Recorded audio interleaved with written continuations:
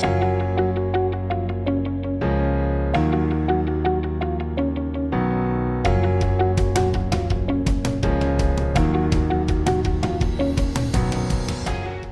mentioned a lot how you were a high-performance athlete in squash. So how do you see your lessons learned in squash for life? The lessons that I learned on the squash court are standing me in good stead, are helping me today as a writer, as a professor, as a partner, and as a parent in every area of my life. Now, what are the things that you learn when you compete at high levels, when you engage in an area where quality matters to you? First of all, you learn to work hard. You learn to invest, to put effort. Second, you learn how to lose. You learn how to fail. And you learn the importance of learning from failure. You learn how to succeed. You learn how, whether you're playing a team sport or an individual sport, you learn to work with other people. You learn to function under stress and pressure. You learn how to regulate emotions. You learn how to work through pain. So what you would emphasize that sports can help develop for this generation to prepare them for life? The first thing is I would emphasize the importance of learning how to fail. Today, in today's world, there is so much emphasis on making everyone a winner. You came in 14th place out of 15. Wow, that's amazing. You're the only 14th place out there. You're unique, you're special because you're 14. No, sometimes we don't perform well. And it's okay to be disappointed when you come in 14th and you were hoping to come in 5th. It's okay to be sad. It's okay to cry. Because when we cry, we also stop crying. In other words, we learn how to overcome sadness. And by trying to make it all, oh, you're successful, you're amazing, no matter what, that's the problem. So allowing children today to fail, allowing them to struggle. Not everyone has to win a gold medal. Creating a safe environment where children can fail and struggle, I think that's so important. It's important because it makes them stronger, more resilient. First. Second, emphasizing on strengths in the sense that as you know, that I talk about, which is both performance strength. In other words, where are your talents? And second, passion strength. What do you love to do? And looking for that thing. It took me a long time. From a very young age, I wanted to be a professional athlete. When I was 6, it was basketball.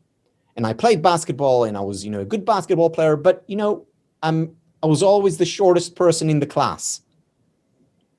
So, I played basketball, but it wasn't my performance strength. Later on, I took up tennis and, I was good. I had quite good coordination, but I was, very short.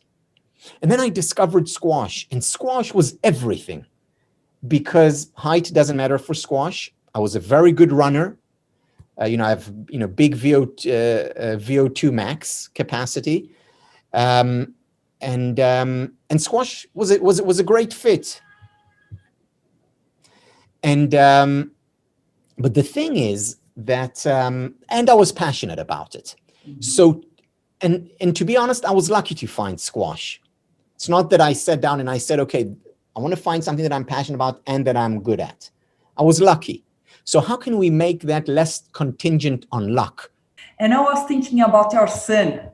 One of the lectures, Tal, you mentioned how he got upset because the coach yelled more at him. How do you motivate that on him, Tal, to understand and deal with, for instance, coaches that can be more hard, and then what us parents is hard for us to watch? So how do you prepare him to develop this? Yeah, the first thing is to for parents to do and for me to do is, first of all, to help us, ourselves, better deal with it. Whenever our children are struggling, our immediate reaction is, how can I help them? How can I prevent them from going through difficulties? Oh, so the coach shouted at him, how can I make it all better? Oh, he had an argument with a friend, how can I get them together again? And that's a mistake, because we panic as parents when they're struggling. We feel the pain sometimes more than they do. And immediately we want to make things better. And that's a mistake. Now, that's not saying that we shouldn't help them. Sometimes they need help. But more often than not, they can deal with it by themselves. They can deal with struggles by themselves, and that will only make them stronger, more resilient, better off. And again, Christiana, I give this example a lot. If you go to the gym and you put the weights on 0 and you just go like this, you're not going to get stronger. You need resistance to get stronger. And therefore, when our children face resistance and hardship, when the person we're coaching is struggling, that's not bad. That's just going to the gym of life. That's just working on their muscles, this time on their psychological muscles. In other words, struggle, hardships, difficulties, challenges, these are all weights that you put on your bar that you have to lift, and through that you'll get stronger. Mm-hmm. And we as parents and coaches need to recognize this. It's not easy, because it's not, if I can make it better, why shouldn't I? Shouldn't I help my child or my student? And the answer is as little as possible. Both of my sons play basketball, and the older son, is playing in tournaments, and is a very good player. Nice. And I went with him to practice one day, and we were in his school. And I was just sitting there and hanging out, and he was shooting. And then there was a younger boy who was actually a friend of my younger son, who was there and just teasing him, just saying, "Oh, you missed that," and "Oh, this is no good." And my older son was getting upset. And I said to him, "David, this boy is here to help you. He's here to help you deal with distractions." And that changed his entire approach. This is what cognitive reframing is all about. So instead of seeing this as a barrier or as a problem, this is something that's here to serve me, to help me, to strengthen me. Rather than a threat, it's an opportunity. And helping children make this shift can go a long way. How we can help as educators, as coaches, as parents, as leaders in organizations to make the individuals flourish, to exercise this high performance, willingness to master something, and also creates the foundation in the future to do whatever they choose and find happiness. The thing that comes to mind first when you ask this question is the work by Carol Dweck mm-hmm. on the growth mindset. To cultivate the growth mindset, what we need to do as coaches is, rather than focus on talent or innate abilities, we need to focus on effort and hard work. So rather than telling an athlete, you're such a gifted basketball player, or you have such amazing coordination, or you have such good physical attributes. Instead, we need to focus on, wow, you worked so hard. Wow, you put so much effort into this. So that's one. The second, related to this, we need to focus on the journey. We need to focus on the path rather than on the outcome.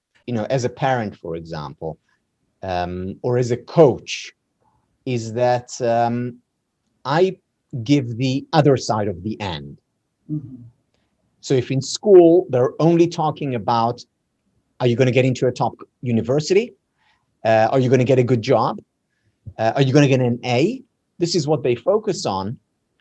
And that's okay. That's fine. It's part of reality. I counter that by de-emphasizing it, for example, by not asking about grades.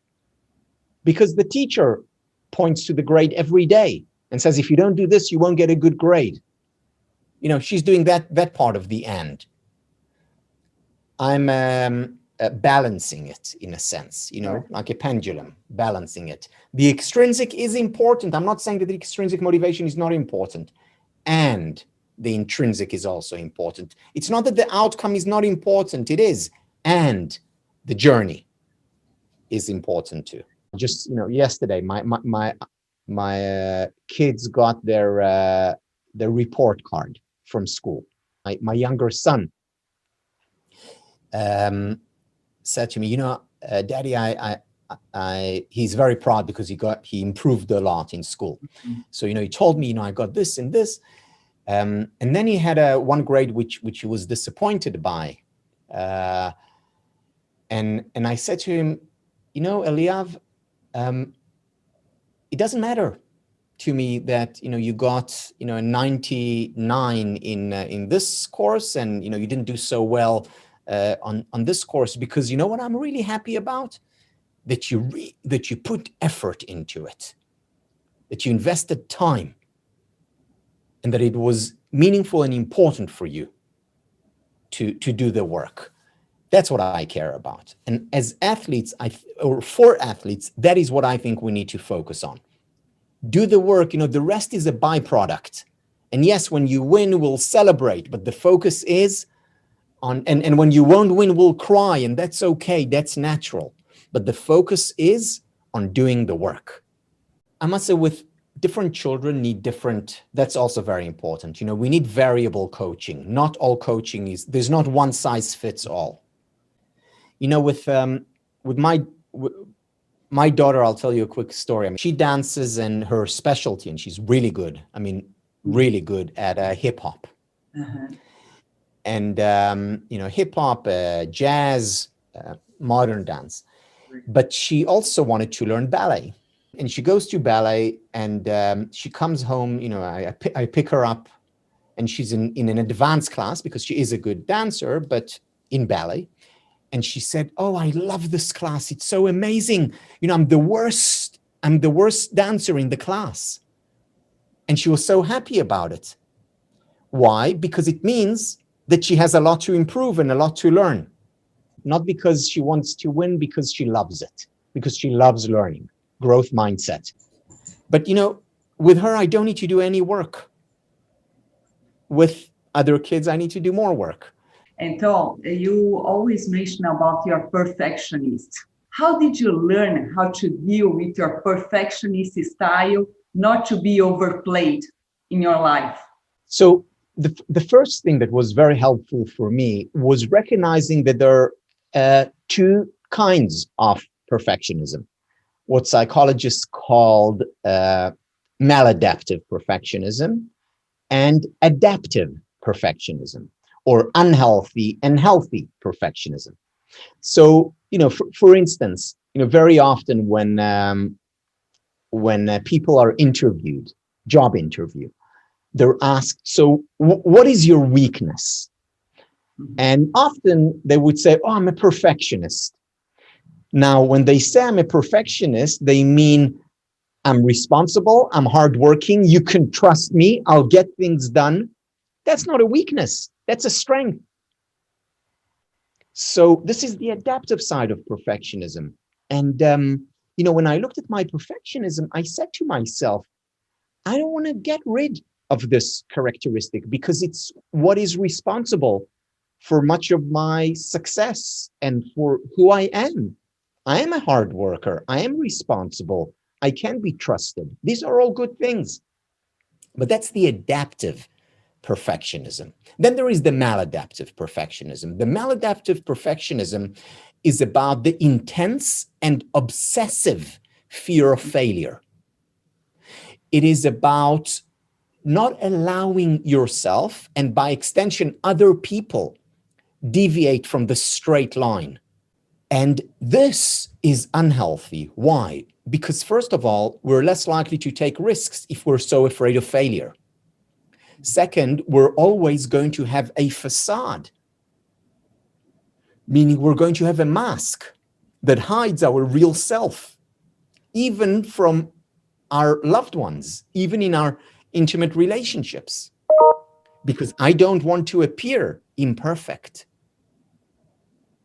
We're also going to be very defensive, because if you criticize me for anything, whether you're my coach or whether you are my partner or a colleague or a manager or an employee, if anyone criticizes me, I immediately attack.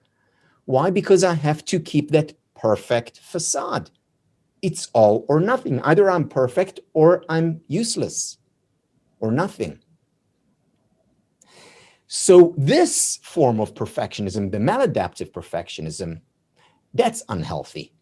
That hurts us. That hurts athletes. That hurts partners in relationships. It hurts parents. It hurts managers. The first kind of perfectionism that I talked about, the adaptive perfectionism, that's great. Now, why is it important to make this distinction? I can get rid of one and keep the other. I can then be more specific about what are the things that I want to work on and give up, and what are the things that I want to strengthen and keep. One of the hardest things as an athlete is the transitional moment. And when it's time to end the sportive career and go to a new career. So how it was for you, Tal? When I was 16 years old, I remember having this thought going through my mind, which was, what am I going to do when I no longer have squash in my life? That was the most important thing in my life. That is the only thing that I wanted to do at that point and forever. And I couldn't see and I said, what am I going to do when I'm 30? When I have to retire? And of course, my solution to that, okay, so I'll become the coach of the national team, and I'll continue a career in squash or in sports related.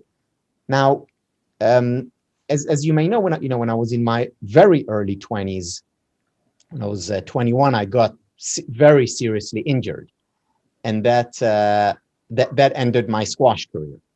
I entered a real crisis in my life, real crisis. What helped me a lot was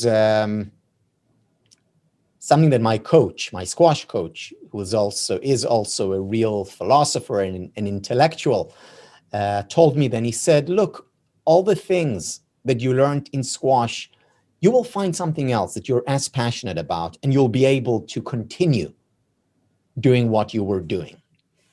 And I listened to him, I heard him. I didn't fully believe him because there was nothing on the horizon for me.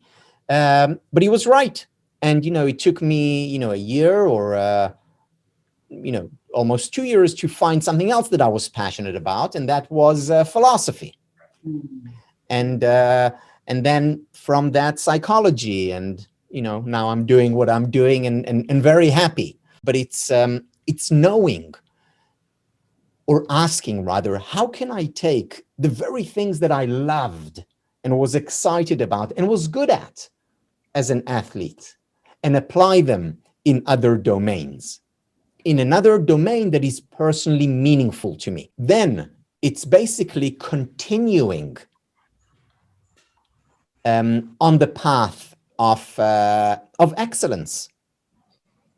Yeah.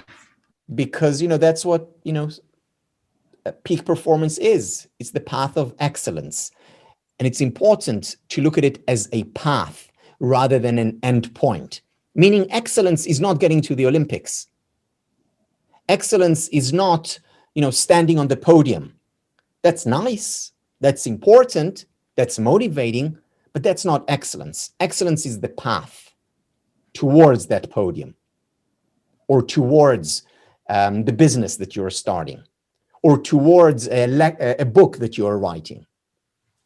I think there is no better preparation for life than through sports. And Josh Watkin became very well known when he was still a child, as a child prodigy in chess. He quit chess after being, I think he was the world junior champion and one of the great prospects, and then disappeared for a few years and reappeared as a world champion in Tai Chi. So very high-performing individual, both intellectually as well as physically. We can experience quality in different areas. It could be in chess or martial arts or water polo or squash or paper folding or cooking or mathematics. But if they experience quality in one area, his argument, and I agree with it, is that they can then transport this experience of quality to anything else that they do in their lives.